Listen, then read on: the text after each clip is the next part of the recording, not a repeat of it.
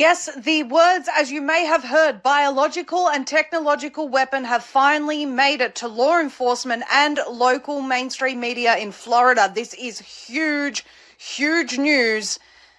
We went from let's just stop the mandates to these may be causing adverse events to, okay, now we are in a situation where we have proof that this is a biological and technological weapon. Of course, I'm referencing the COVID injections, as you would all know as regular viewers of this broadcast, and you would also know the immense amount of work that people like Karen Kingston, Dr. Mahicha, many people, Dr. Nixon, around the world have done to prove this to the population. Now Karen Kingston has published a very, very comprehensive letter that she's been working with law enforcement, local law enforcement in the United States to get them to open a criminal investigation. And she details all of this shortly when she'll come on and join us. But basically, this letter can be adopted for every single country. And I referenced this throughout the interview, but I want to do this call out right now. If you're in Australia specifically, I'm asking you to watch this. And then if you have experience in the legal system in our country, adopt it for our country and then contact us via the contact form on zeemedia.com. We want people that actually are experienced and can, adapt this in legal language that is relevant to our country. Very, very important, because this is potentially, and the same goes for anywhere else. If you're in Canada, the UK, contact a large platform in your country if you have the legal expertise and adopt this. This is literally where we've been told that there's indemnity for Pfizer. It's not true. And the reason is because we have proof that this is a biological weapon that was unleashed on humanity. People did not know that this is what was being told to them as a safe and effective drug. It is actually a bioweapon. So now that we have that finally breaking through the barrier of people who did not want to consider that before, this is going to spread word worldwide. And think about some of the ramifications of this. The World Health Organization, who was involved in approving and pushing this bioweapon, is also implicated in the sense that public trust will be completely lost. Once you have the words bioweapon in the media, we're working on a very different in a very different space right now. The ball game has changed, although it's always been the same for us. So we're really at the pointy end. This is probably one of the most important broadcasts we've ever done because of the fact that we are on the precipice of holding these criminals accountable, and that also comes with many, many attacks, so people need to prepare for that. Before Karen comes on with us, I want to talk about the sponsors of this show, this broadcast, and this network at Heaven's Harvest. Very, very high quality emergency survival food, heirloom seeds. Make sure you're growing your own stuff. Not only is this nanotechnology inside these injections, but it's in the air, it's in the food. So very, very important to be growing our own food right now. They have gardening and survival resources, emergency buckets for all budgets. So we really encourage people, if you're in the US to head there, use promo code Z for 5% off your order and support the businesses that support us. Here's Karen now with this breaking info. Karen Kingston, thank you so much for joining us today. We, as always, appreciate your time. Thanks for having me, Maria. Yeah, there's been a lot of progress going on in the state, specifically in Florida. I'm sure your viewers, many of them maybe heard that Broward County is now the 8th county in Florida that the Republican committee passed the ban the jab.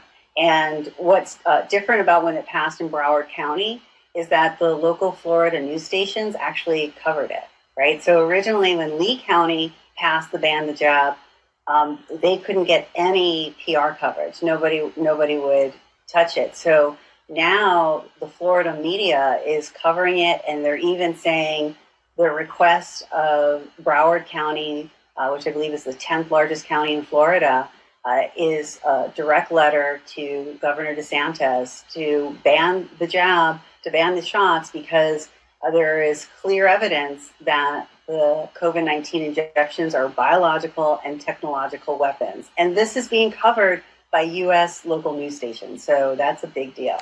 I just think the fact that the words biological and technological weapon are in the media is, well, we are leaps and bounds from, just end the mandates to getting that out there. And that is hugely because of you, Karen, and your uncompromising presentations about this information, coming forward with the evidence that these injections are actually classified as a bioweapon. I've had a look at the legal definition. Even in Australia, they are classed as a bioweapon. So this whole indemnity that people think Pfizer has is absolutely out the window when you know that this is a bioweapon and we can hold the people accountable for it. You absolutely can hold the manufacturers accountable for it. And even in the contract, Pfizer, I mean, they forfeited their immunity. But talking about the term bioweapon, I did an interview last week with Jeff Dornick, and we talked about this. So I was strongly coached to stop using that term, let's just say. And I've had some conversations with medical freedom movement leaders saying we can't use the term bioweapon because it's too scary, it's too alarming. And here's the challenge, Maria, is that the reason why I can't agree to that, and I'm a person who works in marketing. I've worked in nomenclature, the science of making up words or changing the definition of words for big pharma. So I'm actually a fan of that, unless it's for purposes of deception and it's criminal. And the problem with not using the term bioweapon is that it has a legal definition. It defines the weapon and it defines the crime. So it would be like telling, I can't think of another example, but a rape victim, she can't use the term rape. Well, how is she supposed to describe what happened to her, yes, right? And our words influence our thoughts. So the challenge is that people who were injured from the COVID-19 injections and the mRNA injections, well, they're not outraged because they don't have the information or the term to say, wait, this is a weapon. I'm a victim of attempted battery, assault, and or murder, because that's what a weapon is under U.S. laws, under international laws, and under Florida State Law 790.166. And in a minute, I'll show your viewers the demand letter that I put together. So now in Florida, the tone is being set. People are using the term bioweapon. Joe Sansoni was the leader of the Ban the Jab initiative. It was also passed by the GOP and in counties in Idaho. But Florida, the tone is really set. Governor DeSantis started a criminal grand jury investigation into Pfizer and Moderna, and we don't know what's going on with that. But Surgeon General Latipo, who is the top, medical advisor to the governor in the state of Florida, Surgeon General Joseph Latipo, first he said these increase the risk for heart disease, in young adults, young men under the age of 39. And then he also said children shouldn't get it. And he has recently come out and said, I don't think anyone should get these injections, right? They see our weapons. It's the sheriffs. It's law enforcement.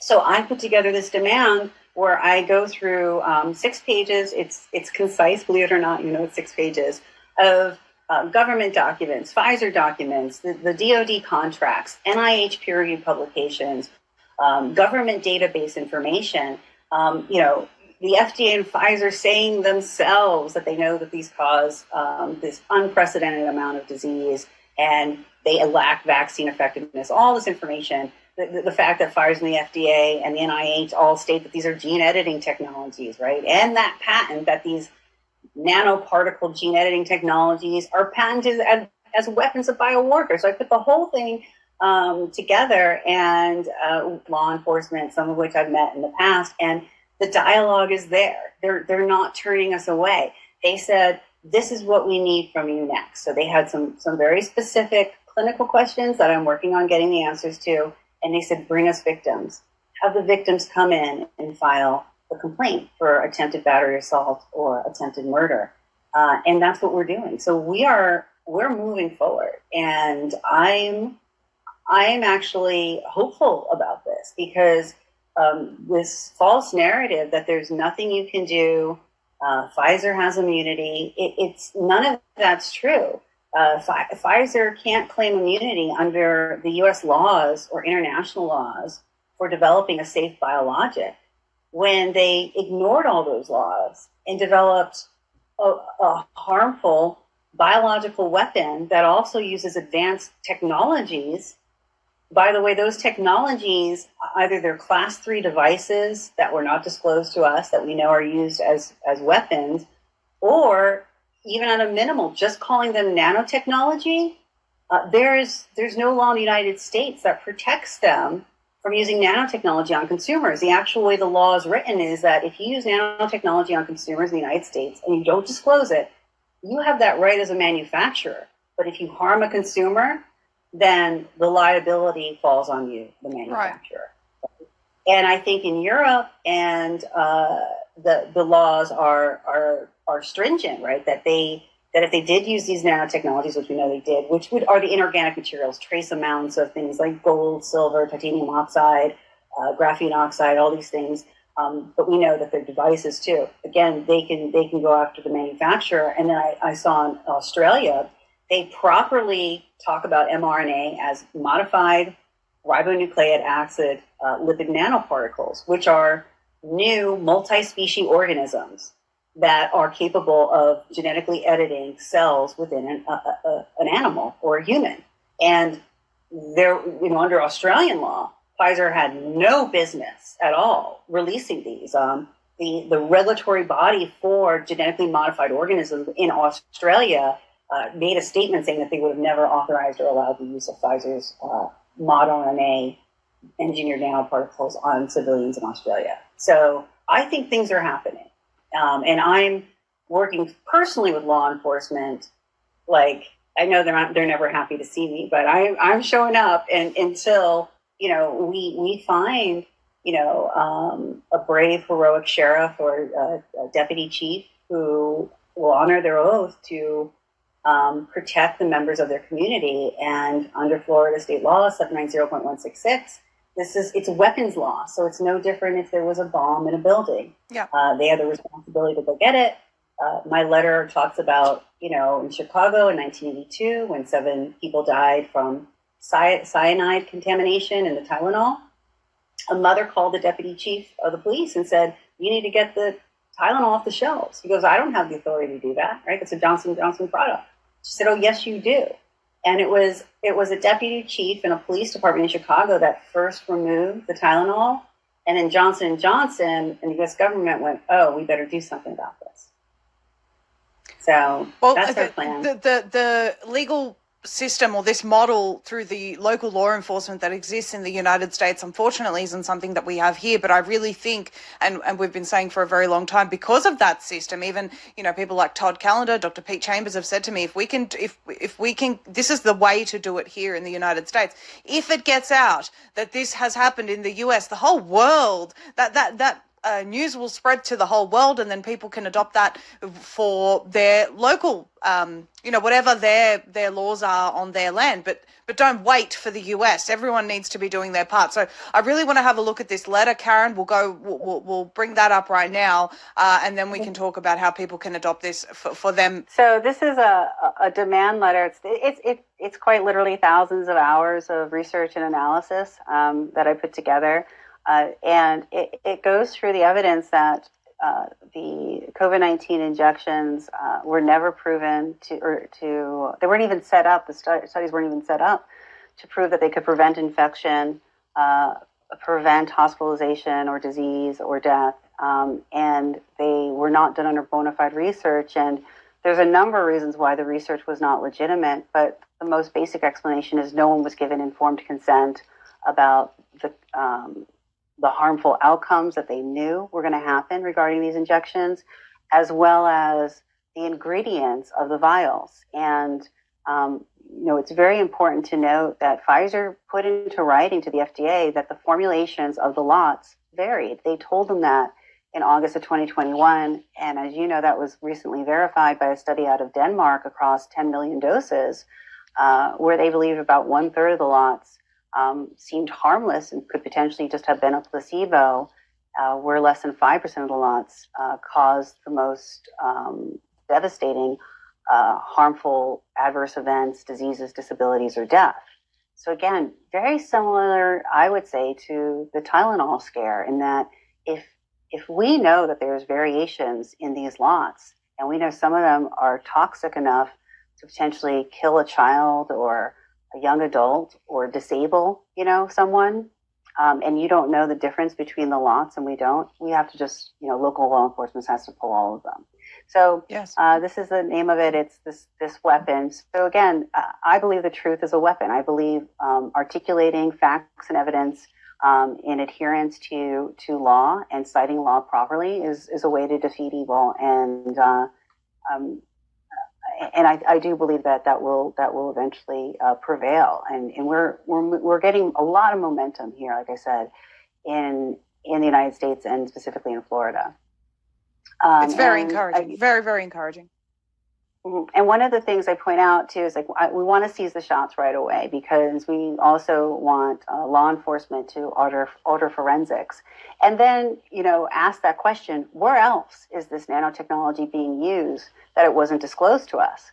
Because under U.S. law, they don't have to disclose the fact when they're using nanotechnology, and as we know, this is being used in food supply, aerosol, and whatnot. So we really want to get the ball rolling. And one of the things I point out here that is, if we don't, as global citizens, do everything we can to educate people and stop the use of mRNA engineered nanoparticles now, our family lineage is going to end with those who are alive today or in the next 5 years, because these are gene editing molecules. They're new organisms that actually change the human genome, and they can be passed on to future generations. And there's some lawsuit in Australia that goes into a lot of detail regarding that.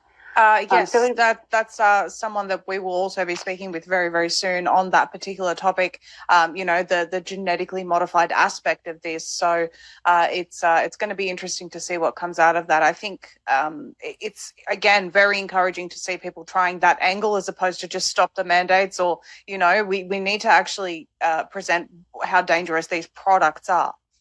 Yeah, exactly. You have to, and the legal team that's in Australia has done a very good job in putting together concise and, in my opinion, easily understandable documents that how dangerous these genetically modified organisms are, which are mRNA, mod RNA, lipid nanoparticles. Again, U.S. government, James Clapper, identified them as bioweapons, and they're patented as such in the U.S. as well, because once you change the genetic makeup of a species permanently, it's the extinction of that species.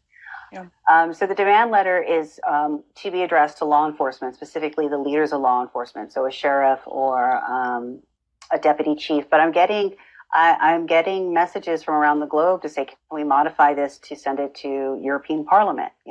So the facts and evidence and truth, it stands no matter where you are in the world, I believe. So it's important to set up first that the FDA trials for the nanoparticle injections, they were never designed to clinically and statistically show that these were effective in any way. And it's also important to know that the injections are now known. Like, there is direct causation, not just correlation. There's direct causation that it causes mild to moderate disease. Now to the point that we know with each additional booster you get, the more likely you're going to get what they're calling COVID-19, per the Cleveland Clinic and Pfizer's own documents. We know that it's causes serious disease, disabilities, hospitalizations, and death within weeks, months, or days, weeks, or months of receiving the shots. And I have 82 references verifying all of this information. So you can see the citations here for this statement. There's about 12 references for the harmful effects that it has on formerly healthy infants, children, and adults. And we'll go through it real quick. So this is just then the other thing I just talked about, without the informed consent. And I think this is something that resonates, again, with all global civilians, that no one was told about the composition of the vials. Nobody was told about the gene editing mechanism of action, and that's what's being used in Australia. And they weren't told about the harmful, permanently disabling, and deadly clinical outcomes. These are not side effects. These are the effects, In this letter, I don't take it to the next step, but I will once this goes into a court of law. and I'm talking about Pfizer specifically because they're most vulnerable, but Pfizer knew this was going to cause myocarditis, right? Well, yes. Pfizer has a treatment called Vyndaqel, 4 formulations, $200,000 a treatment for myocarditis, and they have no competitors in that space for myocarditis caused by proteins, amyloid wild-type proteins, which is what their shot does. They have Mefembree for irregular menstrual bleeding.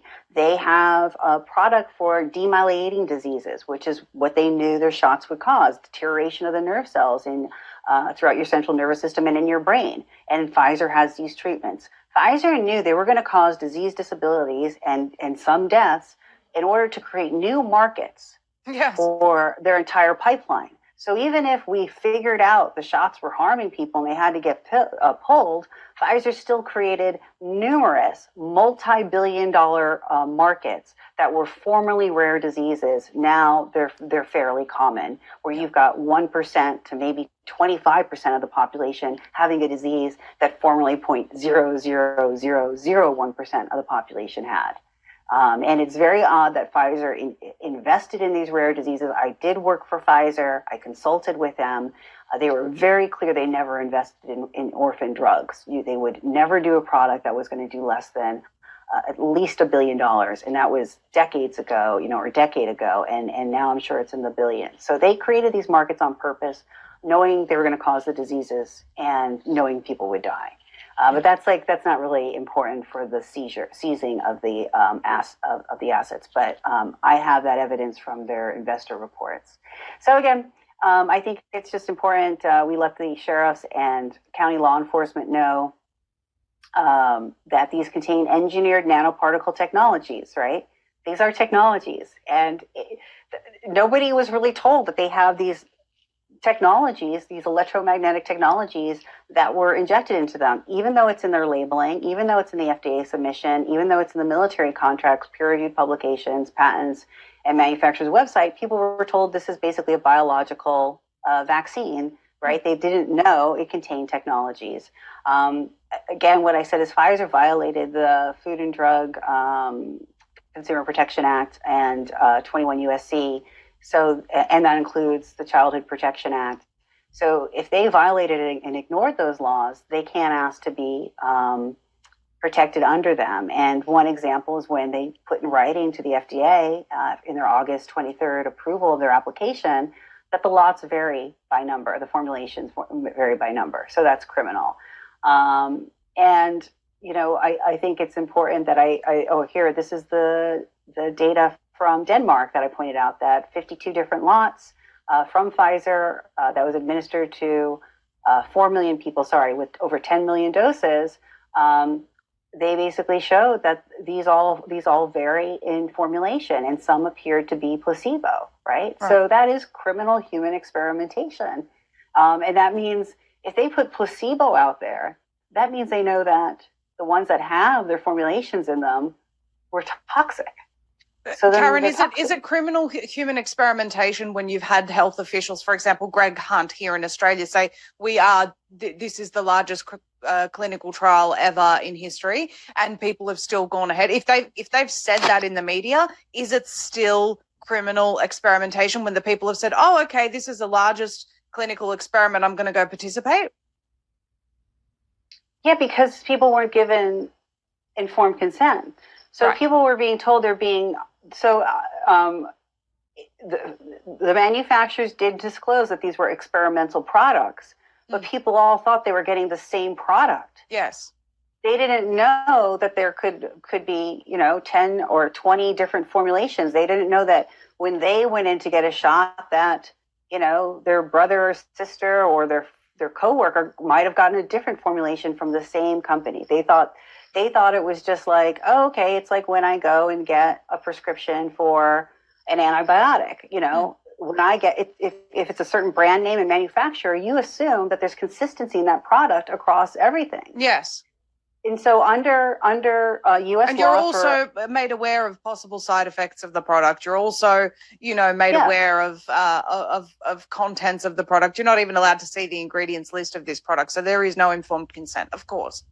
Yeah, and under U.S. law, you have to make sure that the product's consistent that you're given to the subject matters, right? It's Yes. called GLP law, good lab practices. So it's not like, well, it was experimental, therefore they could do different formulations. That's not the law. The Okay. law is it had to be consistent, and they had to do informed consent. So, I'm sure that and would be the case for every country, but just something that I considered because, our prime minister's come out and said, well, no one was forced to get the shots. And, our former prime minister, and to be honest, he's not lying. No one forced you. No one held you down and injected you. You went and did it, albeit under pressure, but you went and did it. So you weren't actually forced. And so I wonder whether they'll use that sort of, they would try to use that excuse of, oh, we told people they were participating in an experiment, but no, you also told them that it's safe and effective, that, it's a scientific miracle how quickly these were developed and there's no safety concerns. And, you lied about all of it. Even like Maddie DeGarry, her mother, she's the 12-year-old that became disabled. Like, in the actual clinical trials, those were also criminal. They did not tell Maddie's mother. They just said, oh, you get fever, chills, headache, that kind of thing, muscle aches. That's it. They didn't tell Maddie's mother that, these were shown to cause neurological disorders and destroy the lining of nerve cells. These were shown to cause fertility issues, heart inflammation. Her mother was never told that, right? And they knew that, it's in writing in October 22nd of 2020, but they've known that all along because they know that the nanoparticle technology crosses the cell membrane of every major organ system in the body, causing damage and also causing mitochondrial damage at the DNA level. Yes. So this has been known for 20 years and nobody was told, right? Yes. So that's the big problem. And then so again, this is just all the evidence. So Pfizer, under that data dump, they had through this is the October 22nd, 2020.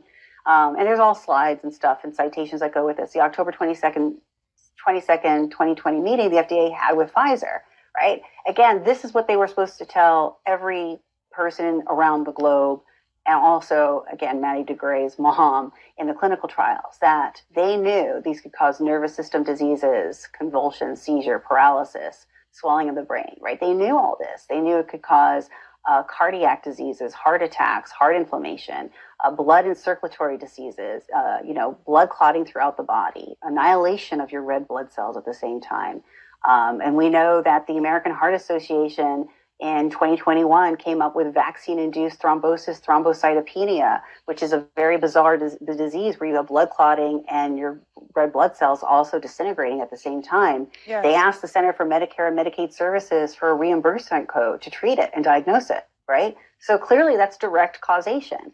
So this stuff should have all been disclosed. They also knew about the pregnancy disorders, so spontaneous abortions, fertility issues, menstrual bleeding, etc.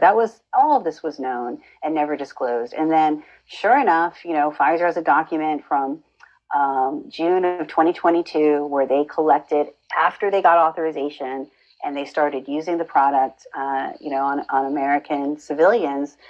They recorded nearly 700,000 nervous system disorders, right? And what is COVID, long COVID, which now they have Vax long COVID? It's primarily neurological disorders. It's chronic fatigue, brain fog, things like that. So they knew that their technologies were going to cross the blood-brain barrier and cause nervous system disorders, emotional, mental disorders, ADHD. This is probably going to accelerate Alzheimer's and things like that, anxiety, all that stuff. Mm-hmm. So Pfizer recorded all of this stuff, 539,000 musculoskeletal, skin and 225,000 skin and hair, over 300,000 GI problems. They had nearly 170,000 bacterial, viral, or parasitic infections, including 25,000 herpes outbreaks, right? This is interesting, 78,000 psychiatric disorders, 100,000 blood disorders. Is that 24,000 herpetic infections or 249,000?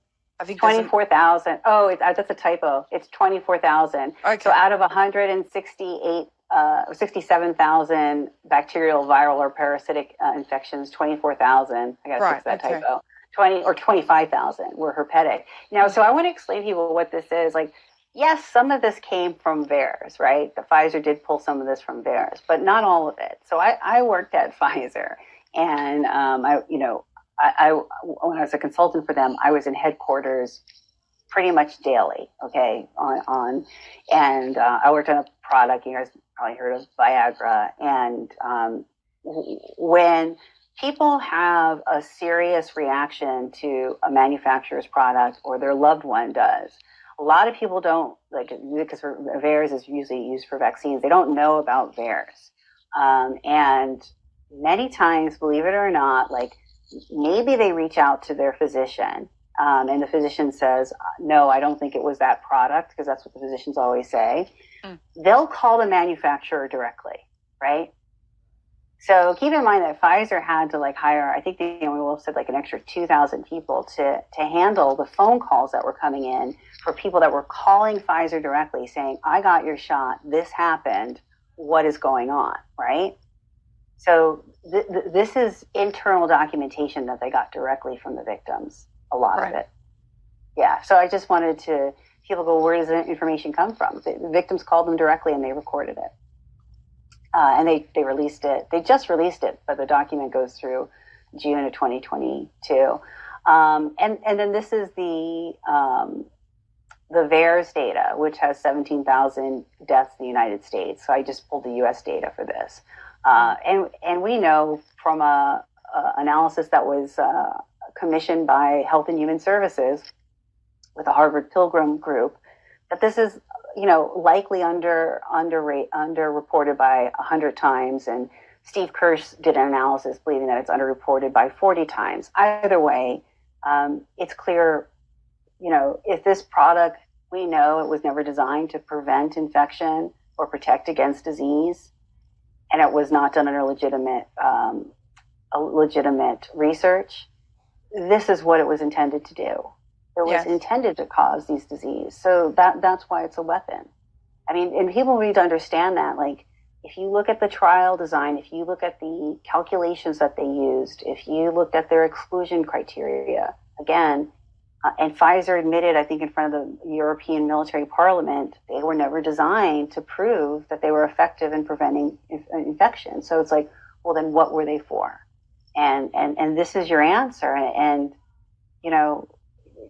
they said it was going to happen, and of course it is happening. It did happen, and it's continuing to happen until we actually see the shots.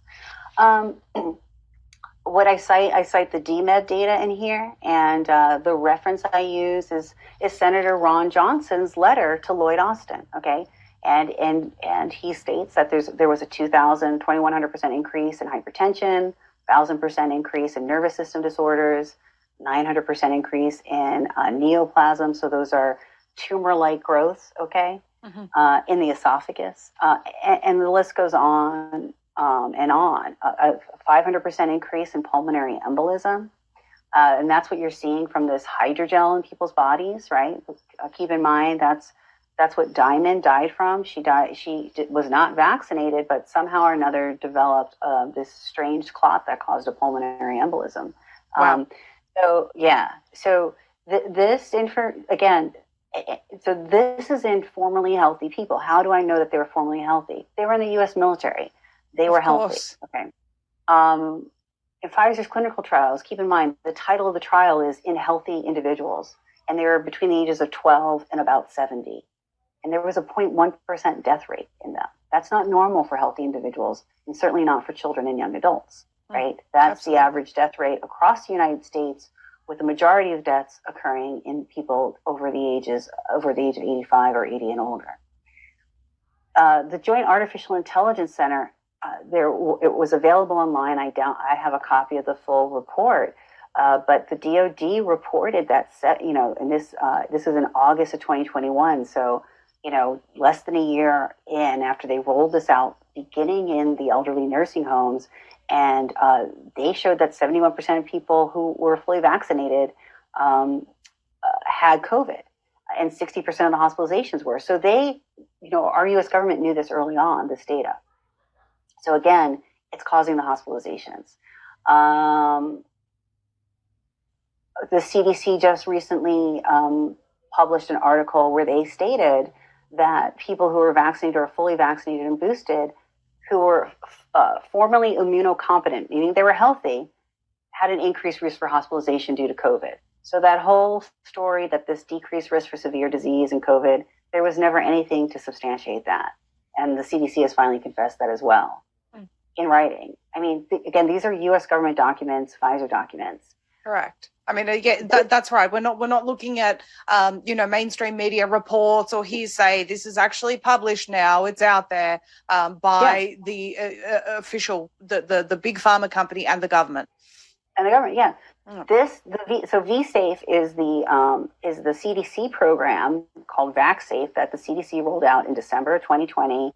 It was an app, right? So their database showed that out of 10 million people that downloaded the app, 4 million reported a grade 3 adverse event, meaning they couldn't perform their daily functions. Right. I point out, because this is tailored to Florida, I point out that 400,000 Floridians received it, and 41% couldn't perform their daily functions, and 2% had to go to the emergency room or hospital after getting a shot. So again, these are clearly weapons. I mean, if you take a product and then you have to go to the hospital or emergency room right after taking the product, that's a toxin, that's a poison. Yes.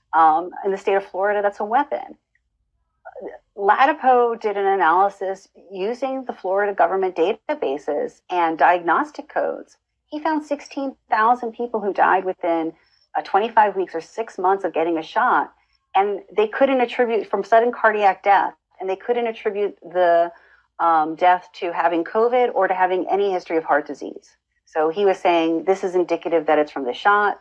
And then he found 3,400 people, again, died from sudden cardiac death within less than 4 weeks of getting a shot.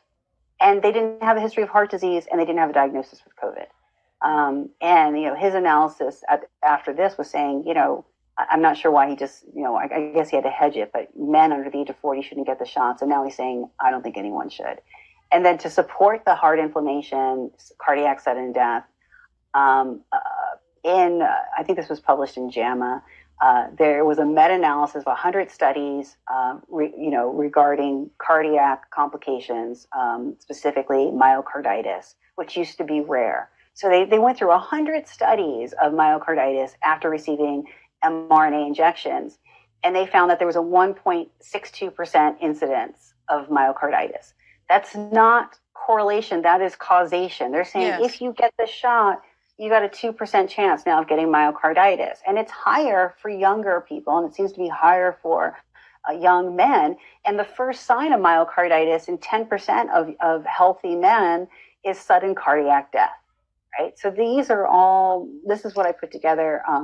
Again, I have numerous references that we know that the mRNA produces a spike protein or delivers a payload, and then that's defined as a bioweapon by peer-reviewed and government documents.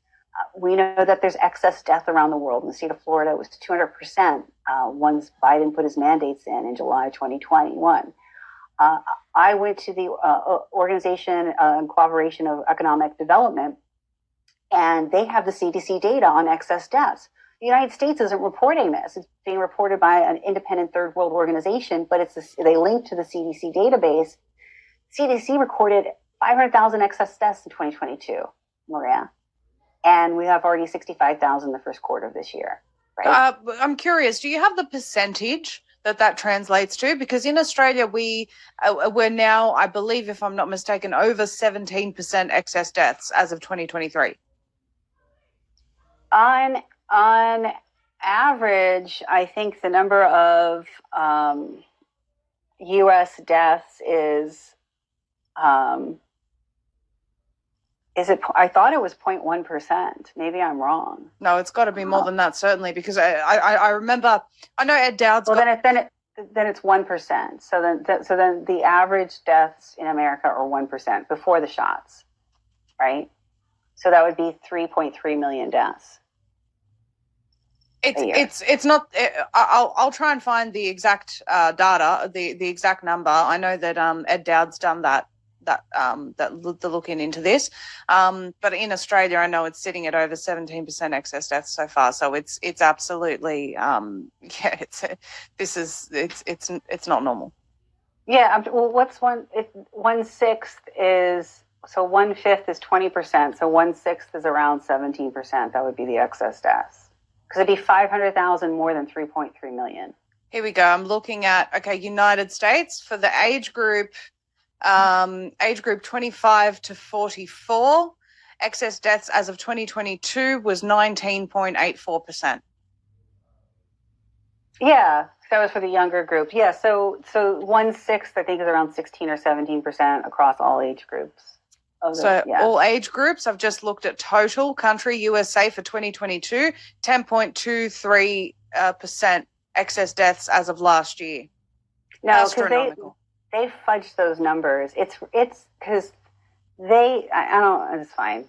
I was tracking the deaths starting in March of 2020, and you can see where they front loaded. We don't know where a bunch of numbers came in 2020. So like in November of 20, like on November 20th or 30th, November 30th of 2020, we were behind in our deaths by like 20%, and then all of a sudden at the end of the year we were above, and then that was the end value that they used for the future years. Yeah, so it's a bit of a mess, but yeah. Anyway, I think it's epic failure. Absolutely. From Ed's particular data, they've actually used, they've described their methodology in their papers, but basically we're talking about insurance companies, that are reporting this working population just absolutely exploding in death and disability, the healthiest people that we have in the population. So this is really good data as well for people to refer back to, and they can find it on financetechnologies.com with a PH. Anyway, sorry, Karen, I think it's a good data set. And I cite Edward Dow's work in here with specifically in the state of Florida, and the references go to his, actually the reference goes to the SGOA report, which is the Society of Actuators, group of actuators, so the life insurance claims. So I go directly to that report. But I've written Substacks, obviously attributing Edward Dow to that analysis. This is also important. Pfizer put in writing on November 20th that the risk-benefit ratio for their injections is not favorable. So it's for children aged to 12 to 15. So that's criminal. So if they're saying we do more harm than good, and they just told the FDA, ignore the data, we're going to figure out new calculations to make this look favorable. Well, they engaged in criminal experimentation on children with a weapon. That's what they did. And they put it in writing. That to me is what's so alarming.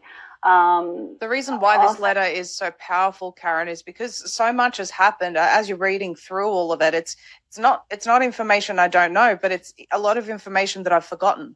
And it's because so much has come out over the past 3 years. So much has been uncovered, and it's happened so quickly that we forget so much of this. And so if someone was to put, I don't know if people are realizing how much effort it takes to put something like this together, what Karen's done. Truly, it's astounding, because for me to go and recall everything that they've done that's wrong and criminal, and all the different data points or resources to refer back to prove it, this would take me, a month, Karen, minimum of like 24 hours a day work.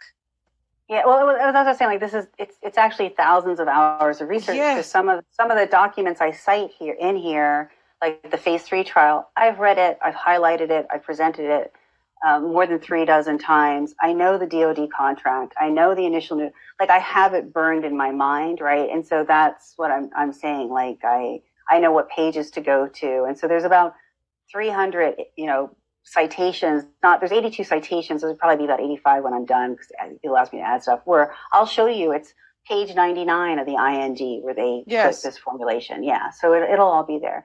A month is probably not enough time. I should probably have said a year. Sorry to go. That's okay. No, it's not. No, it's just. No, I'm just saying, like, you'd have to go through, read the documents, and then know where the stuff was. And so that's, but I also say, Maria, this was not me. I when I delivered this to my team in Florida, I said, I don't know how, again, I don't know how I did this. I mean, I just prayed to God, and because I don't see how normally, like, 10 or 12 PhDs would have worked on this, and, one or two attorneys, JDs. And I know it's very powerful, and I just feel that I was being obedient to what God asked me to do, and He did the rest. It's really, because it's, when I did this, it was one of those things where I was like, I can't do this, and I sat down and did it because I was being obedient. So everyone thinks I don't always do it with a joyful heart. I just get it done. But anyway, I know I got to be better. This is important. So the Vaccine and Biological Products Advisory Committee of the FDA, they put this in writing, June 10th. They said it's not possible to conduct a clinical trial that would prove a vaccine is statistically and clinically capable of preventing infection from SARS-CoV-2 because children don't get the virus. They don't get infected and they don't get sick from it. They put that in writing, and we still inoculated children with these weapons. I mean, it's truly, I think it's very damning evidence. This was some new information that here I do link to an article that links to the UK government database. The reason why I don't link to the UK government database is I don't know how to use that database system. I'm not familiar with it the same way I'm familiar with many of the US systems. Sure. But I'm confident in this. But the UK said that children who received 2 injections were 15 times more likely to die of any cause than unvaccinated children, and children that got 3 injections were 45 times more likely to die. Yeah. So that's horrifying. I mean, I don't know how people understand how damning those numbers are, and children are under the 17 and younger. This is from reading the baby study, 6 months to 12 years, or to 6 months to 4 years of age, and page after page after page in that study it's hard to read if you have a heart. Many babies developed fevers over 104 and went into seizures from those fevers. Those babies had EEGs done that showed that they had permanent brain damage. Many of them had status epilepticus, which means now they're going to have seizures 12 or more times a day for the rest of their lives. Some of the babies developed herpes fevers. Some of the babies developed a smoothing over of their brain. They're permanently brain damaged. I don't know exactly what the ramifications of that is, but I don't think they're functioning. And some babies developed, they called it hypotnia, which is lifelike baby syndrome. I don't know if the babies died. This is, again, and this is what the Lencephaly, which is genetic-induced brain malformations, right? The baby wasn't born with that genetic disease. How did they all of a sudden spontaneously develop it? Mm-hmm. And this data is really horrifying. I mean, it's something that you would think on your worst nightmares, maybe this was done in those German Nazi experimentation camps. It's really horrifying. And again, I just want to point out that there were 344 babies between ages of 6 months and less than 2 years of age. And they were given 3 injections, or they were to be given 3 injections over 8 weeks. And only 3 of the babies made it to the end of the trial. We don't know what happened to them.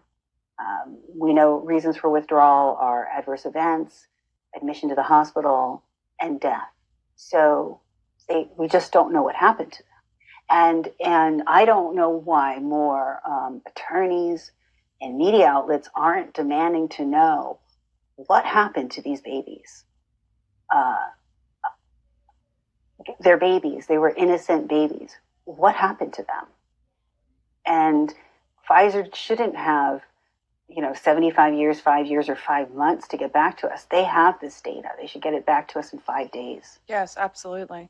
So again, and now I'm getting teary. I can't talk about babies, but this to me is, if you do get to sit down with someone, how can you not feel emotion around this?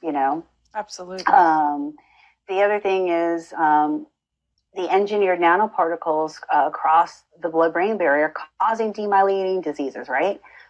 Which Pfizer and the FDA talked about in their October 22nd meeting, and that was then manifested in Pfizer reporting 700,000 neurological disorders.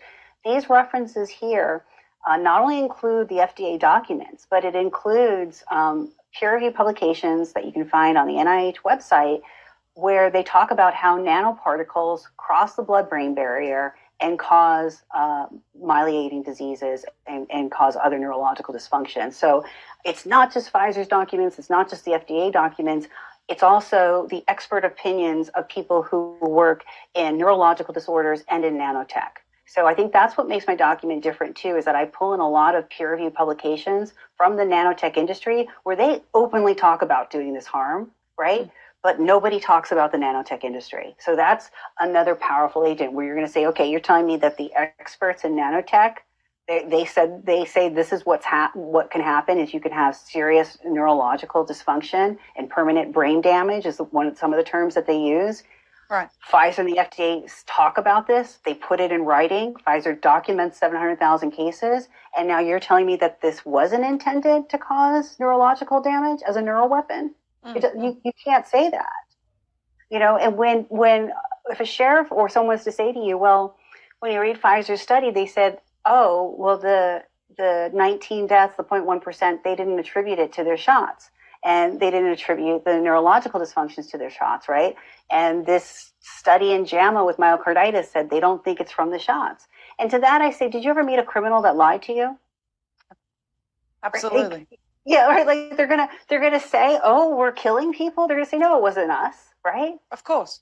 Yeah. So that to me is not a strong argument in defense of the criminals.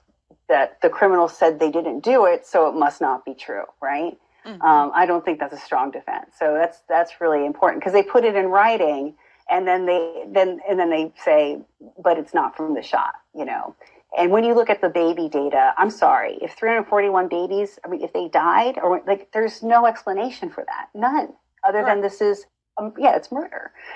Again, the other thing is Pfizer documents that there was nearly 180,000 female and male reproductive system disorders. And in this case, I focus on the male reproductive disorders.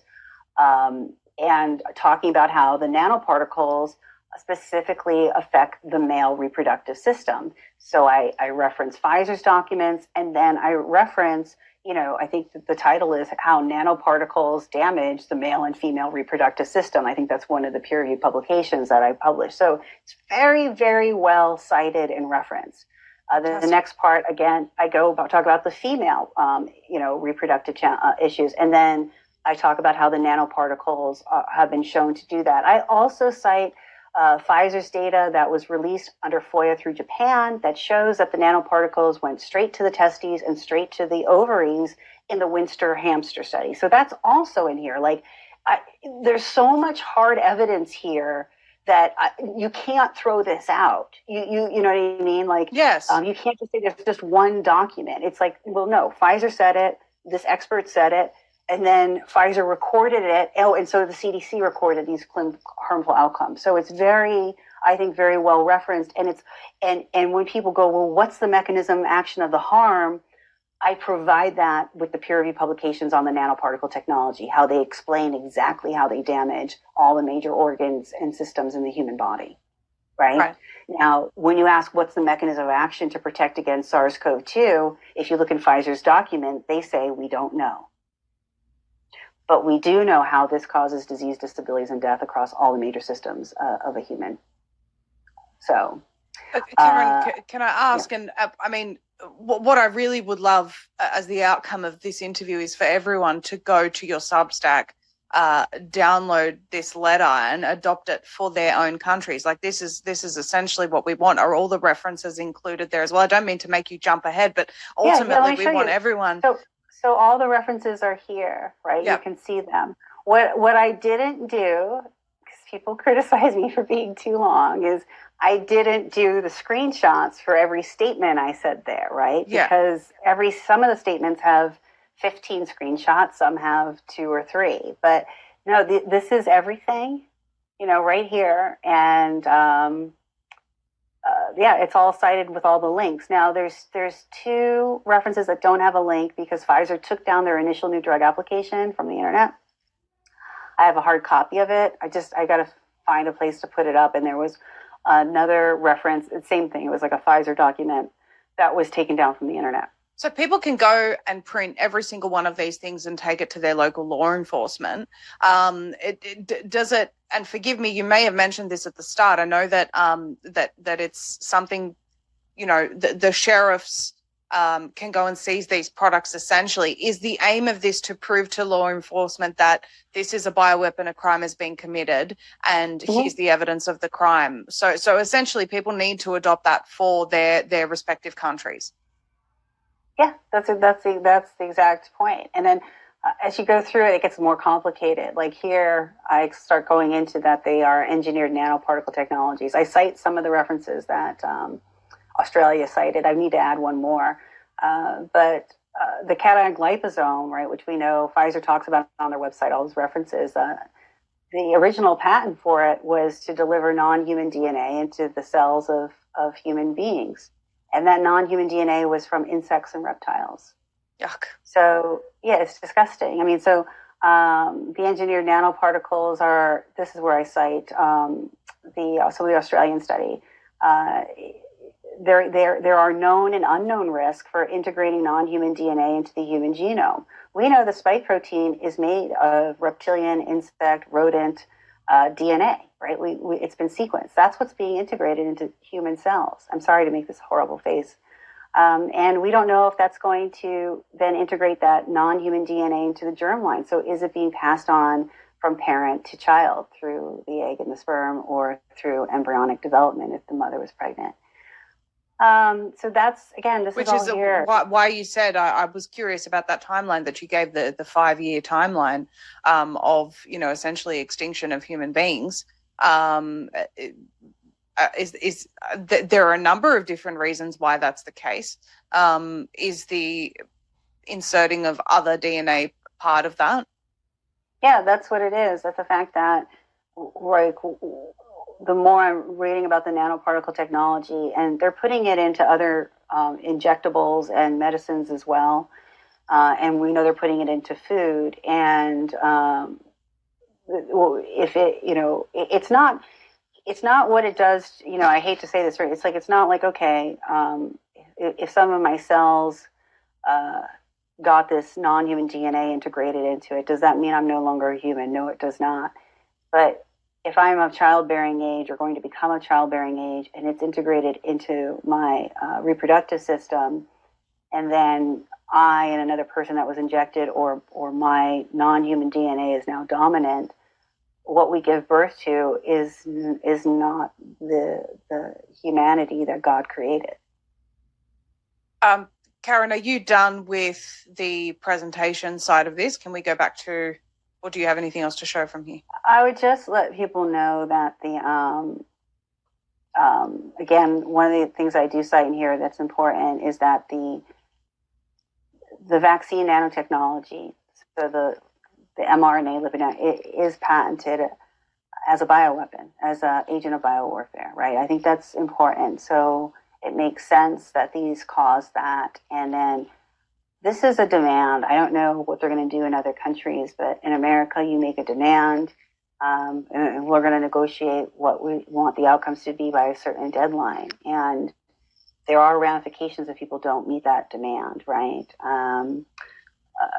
Typically, it's civil lawsuits. So I don't know how you would handle this in other countries, but I think this document itself is very, very powerful as a legal document.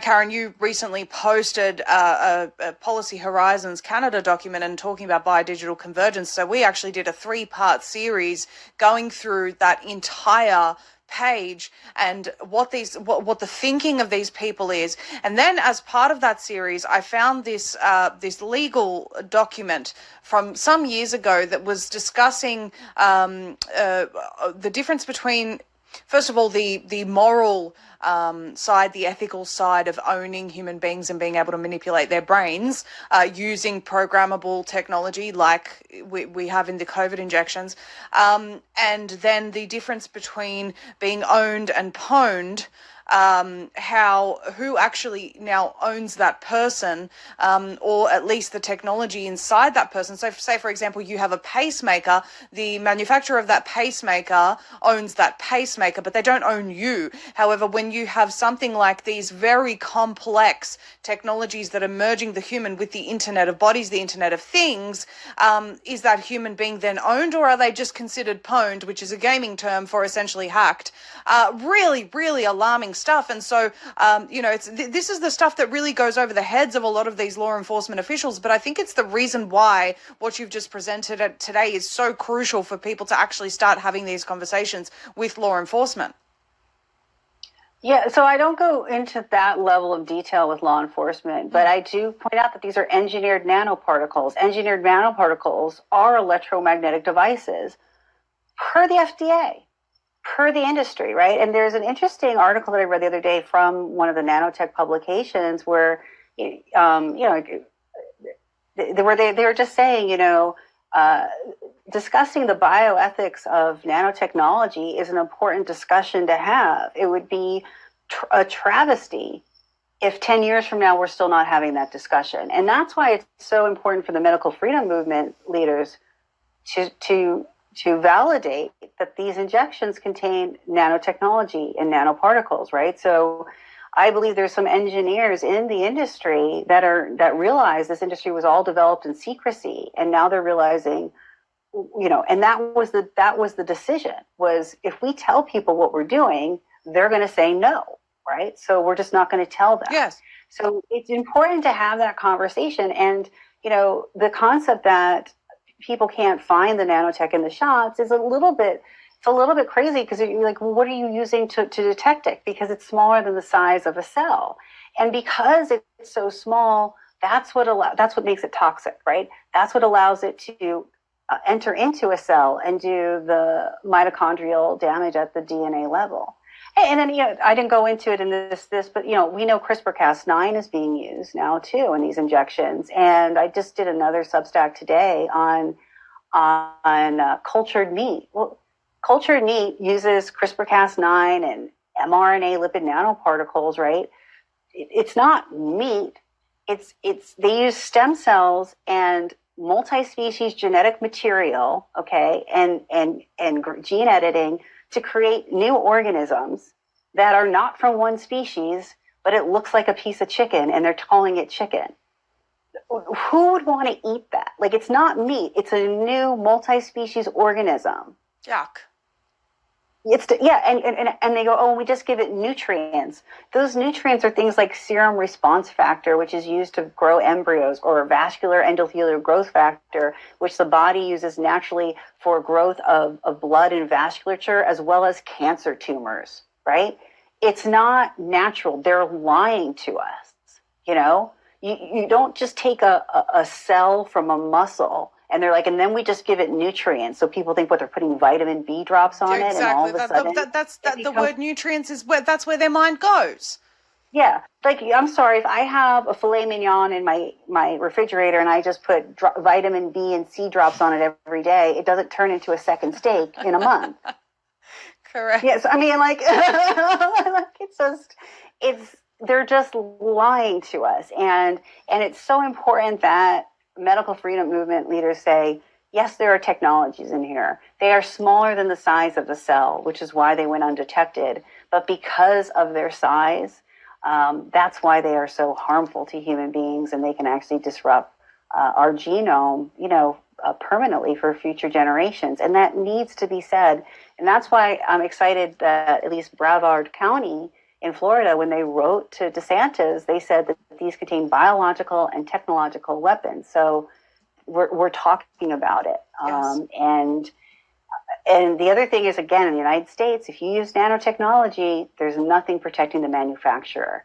And that's what makes me nervous about people saying Karen Kingston or Dr. Animal Halcia are trying to destroy things by talking about nanotech. And I'm like, literally, it's the way to shatter there's nothing for them to hide behind at all, because you can't inject people with nanotech and tell them it's a biologic if it harms them.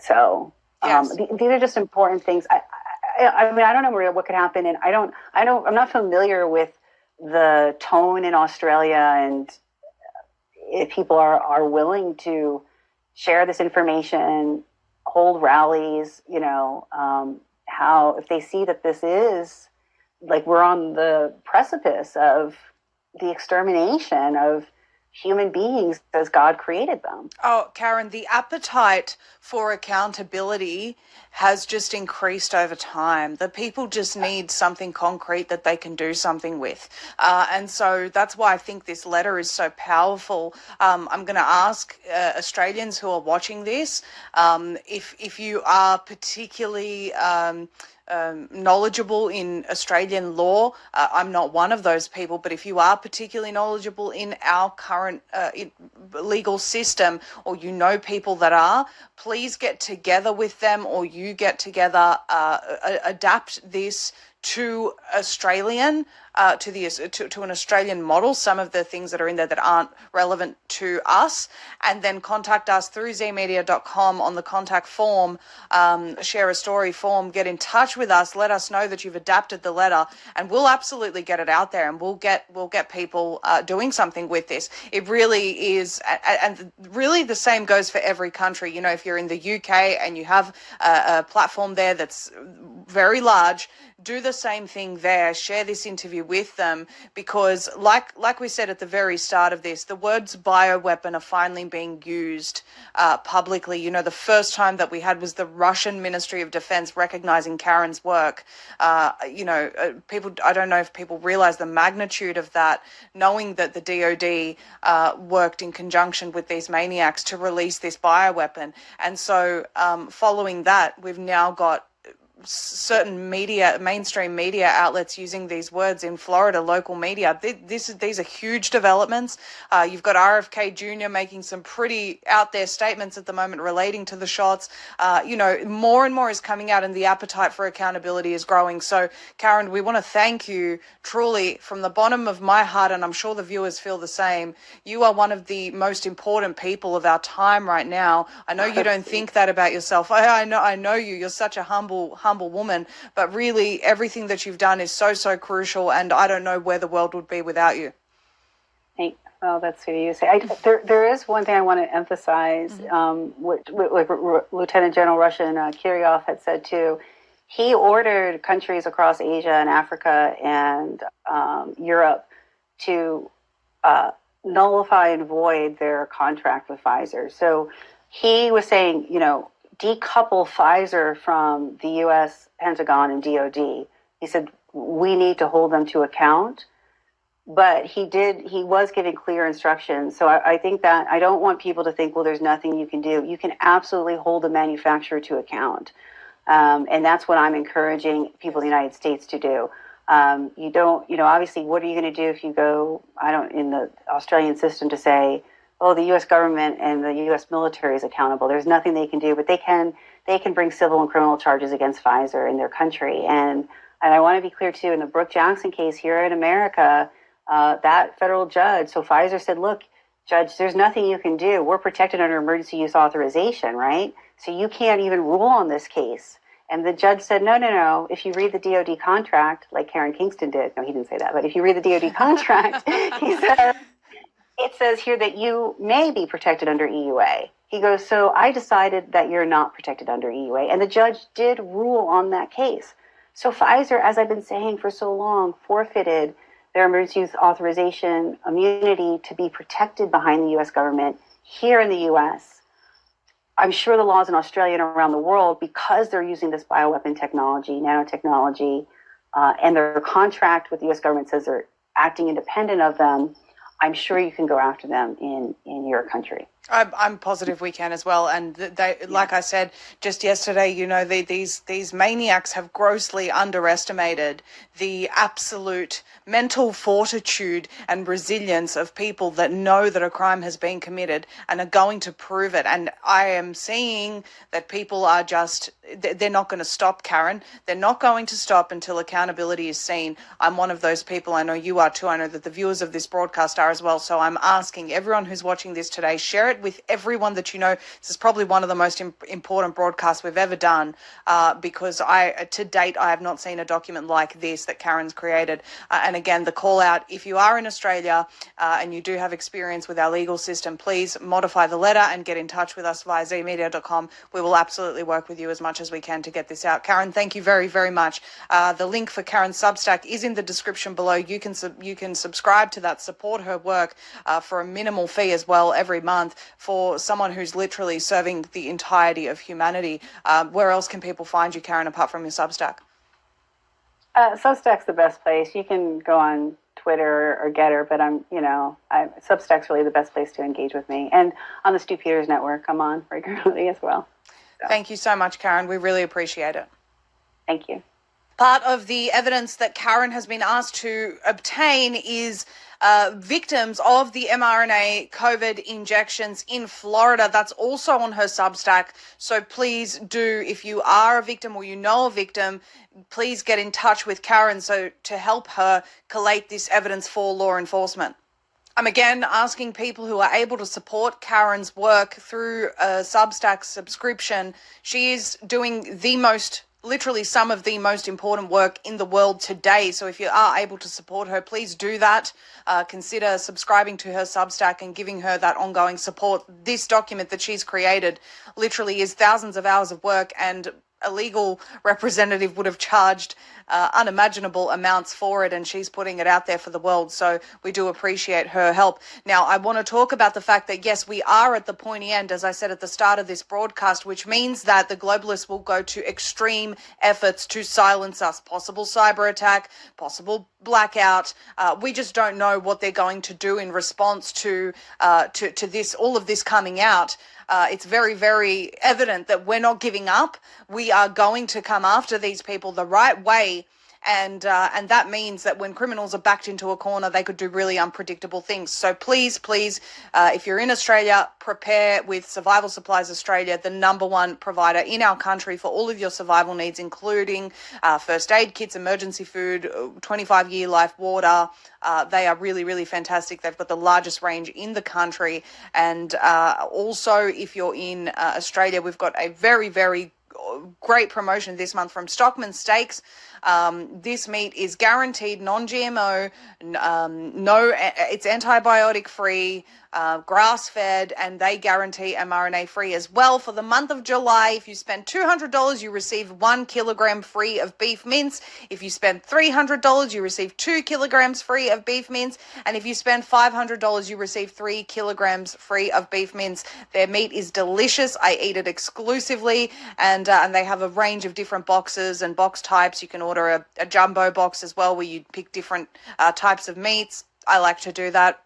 If you're in the United States, Australia, Canada, UK, doesn't matter where you are, head to the satellite phone store at sat123.com/Maria. Get yourself some alternative communications. We did a promo for these guys just last month, and they sold out completely of their Iridium phones, which are still available on back order. That's those phones here right now. And they also have encrypted device. All their devices are encrypted by the satellite phone store. So your communication is safe. They're good people. The owner's a Christian lady. She's a really wonderful lady, and we're very grateful for her. And if you're in Australia, head to Gold Bullion Australia Group, the leader in bullion. I've spoken about this a few times. In August, BRICS is meeting. They may very well announce that it's going to be gold backed. It'll be a huge problem for the US dollar, and it could really change the financial landscape across the world. It may not go down like that, but it is possible that as of August, the price of gold will really shoot up. So if you've been thinking about it, now is a very good time to look into that option.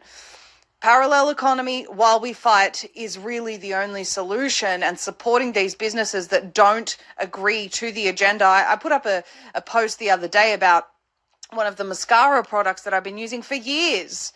Just used bearded men in their promotion of their products, and I said, right, well, that's it, I'll never buy this product again. And the list of products that I'm using is getting smaller every single day. The list of brands I'll never use again is growing smaller every day. I will never buy Nike again after the Dylan Mulvaney saga. I will never buy the North Face, despite the fact that I used to love their products. I'll never buy them again after their last campaign. And so I think, you know, the answer is to vote with our wallets, support those companies that don't subscribe to the ESG nonsense model, and help those companies that are for freedom right now while we can, because the economy speaks volumes. The parallel economy will speak volumes. And so this is really crucial while we fight, to be voting with our wallets at the same time. Thank you so much for joining today. Share this everywhere. This is really, I mean, it should be one of the most important headlines in the world right now. Everyone needs to know about this. Everyone needs to have access to this letter. So thank you. Thank you for your continued fight. I know you won't give up. You can be sure I won't either. And you can be sure people like Karen won't either. God bless you all. I'll see you all very soon right here on Uncensored.